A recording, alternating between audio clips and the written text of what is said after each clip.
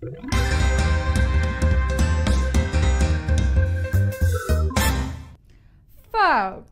how much do we love? Almost as much as I love my display bees, almost as much as you love trivia. I'm kidding. I love you more than this outfit, but really, oh, thank you for allowing me a platform to come on here and flaunt my fashion every single day. I appreciate you. And I know you're here for the cash, so let's talk money.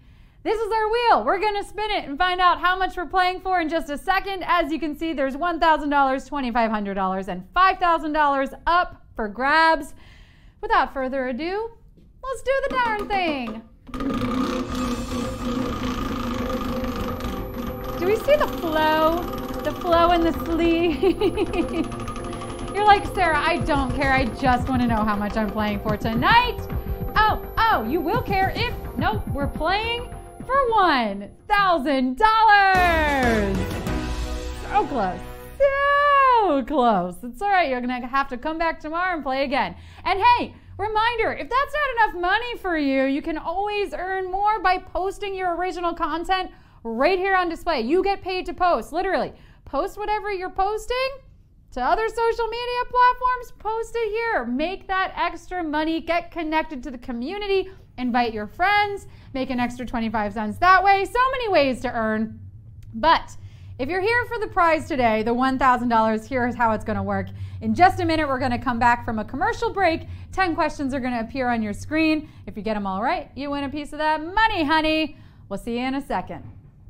Welcome to Display Tips. Let's get introduced to Profile. Tap the profile on bottom right of screen. Here, you can personalize your display experience. Tap the pencil icon to edit your profile picture, cover photo, basic user info including contact, and link to your other social media accounts. Select your preferred language, identify top friends and family members. You can also create and manage your communities here. Watch for more tips on Display TV.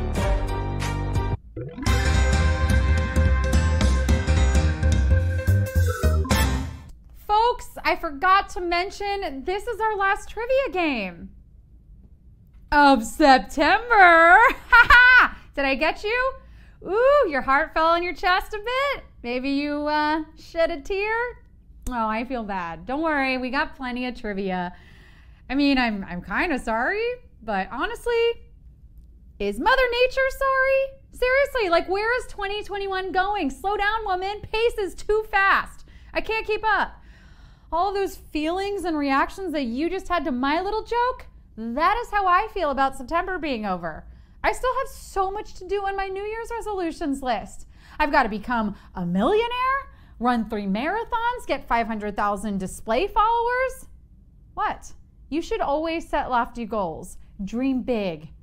Like becoming the next winner of this display trivia game. It's a great place to start. And I believe in each and every one of my display bees. $1,000 is up for grabs. You know the rules. 10 questions, 10 seconds to tap each answer. Get them all right, and you win. Get one wrong, and you are out of the running for the prize money, but you can keep playing along for fun. And because it's the last game of September. Didn't fool you that second time, did I? Well, that's okay, because these questions will. Here we go. Question 1. Select the item that does not typically have a screen. Phone, computer, newspaper. Select the item that does not typically have a screen. Phone, computer, newspaper. One of these might not have a screen, but I hope that you all use sunscreen as a part of your daily skin routine. Even if you're not going outside, the sun will get you. Also, you're getting UV rays from all your blue light emitting devices, and check it out. Just like that, I'm back on topic. The only screen time you don't need to limit is your screen in porch time. Girl, sit in your rocker all day with that book. Go off. You can read your newspaper on a phone or computer, but you're not gonna find a screen on that newspaper. Question 2. Which version of this General Mills cereal has used a bumblebee as its mascot? Frosted, Honey Nut, Apple Cinnamon. Which version of this General Mills cereal has used a bumblebee as its mascot? frosted, honey nut, apple cinnamon. Apparently, the bumblebee has retired from his tenure as this General Mills mascot. But he put in a lot of good years telling us about heart-healthy breakfast options, and for that, we are eternally grateful. I'm sure he gets a great pension and used his 401k to buy that vacation hive he always wanted for his queen and all their larvae. This is without a doubt the best version of Cheerios. We all know the plain ones taste like cardboard, right? Let's get on the same page about that. Honey Nut is where it's at, but we're headed into question 3. The acronym FOMO stands for what? Fear of missing out, fear of moving on, fear of mulling over. The acronym FOMO stands for what? Fear of missing out, fear of moving on, fear of mulling over.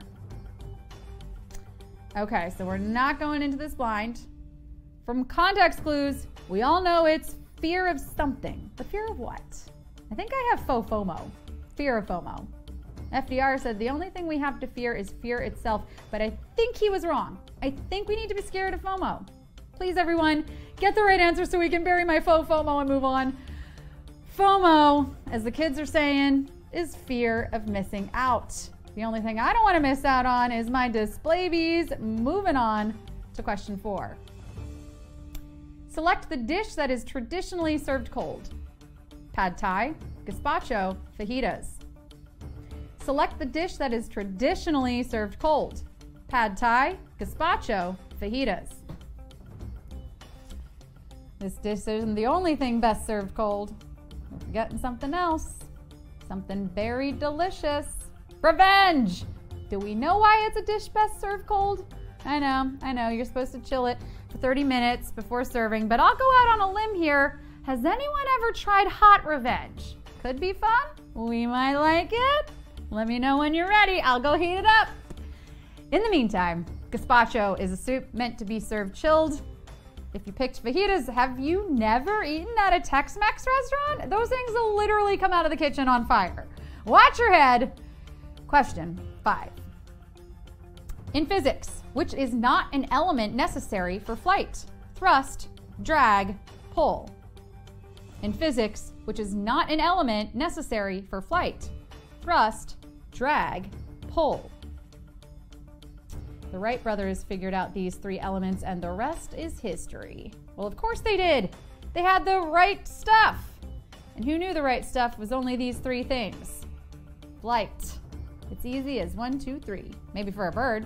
I think Sugar Ray said it best when he said it simply, I just want to fly. Okay, after that though, he sends some mixed signals because he says, put your arms around me, baby. And it's like, dude, do you want to hug or do you want to have a wider range of motion so you can fly? Ooh, this shirt's good for flying. Look, you can't have it all and you don't need it all. Just lift, drag, and thrust. Question 6. This U.S. state's flag was designed by a 13-year-old. Florida, Alaska, California. This U.S. state's flag was designed by a 13-year-old. Florida, Alaska, California. Woo-hoo-hoo! This is impressive because most 13-year-olds just want to hang out with their friends and have their moms drive them to the mall so they can drink Orange Julius and mess around. But not Benny Benson. This kid was so cool, he was staying up late designing flags. Hey, don't laugh. I'm sure he was a nice kid. Oh, but I should also say, he designed the flag for a contest in 1927. So probably designing a flag was one of the better ways to spend your time in those days. Better than farming or shoveling snow or whatever kids did then. And in Alaska, nonetheless. Wow, okay, yeah. If making flags meant getting out of the cold, then yeah, that sounds like an afternoon. Question 7. Which of the following is not an episode name of NBC's The Office? Dinner Party, The Printer, Threat Level Midnight. Which of the following is not an episode name of NBC's The Office? Dinner Party, The Printer, Threat Level Midnight. Who would have thought that one of the most boring settings on earth would make for one of the best TV shows of all time? I guess the creators of The Office. Maybe we should turn other boring places into bingeable comedies. How about traffic court or doctor's office? You're shaking your head now, but these are $1 million ideas, people. So what? My traffic court series won't have a Jim and a Pam, but maybe it'll have an episode called The Printer, which is surprisingly not an episode in The Office. There's always stuff going on with printers. Question 8. Which is a male part of a plant anatomy? Filament, stigma, style. Which is a male part of a plant anatomy? Filament, stigma, style. These male plants have grace, they have class and elegance, but do these male plants have style? Check them out, these plants better work. Yes, plants, make that fresh oxygen. You are giving us so much life right now. No, literally, we need oxygen to breathe. I think we have a future cover plant in our midst. And speaking of, give this plant a mist. Keep those leaves dewy. Plants have male and female parts and all are necessary to reproduce, but the only part here that's one of the male parts, that would be a filament. Come on now, sprouts. It's question 9. All of the following are located in The Hague except Dutch Parliament, UN's International Court of Justice, World Bank headquarters. All of the following are located in The Hague except Dutch Parliament, UN's International Court of Justice, World Bank headquarters. Hey, what did you just call me? A hog? Oh, not a hog, the hog.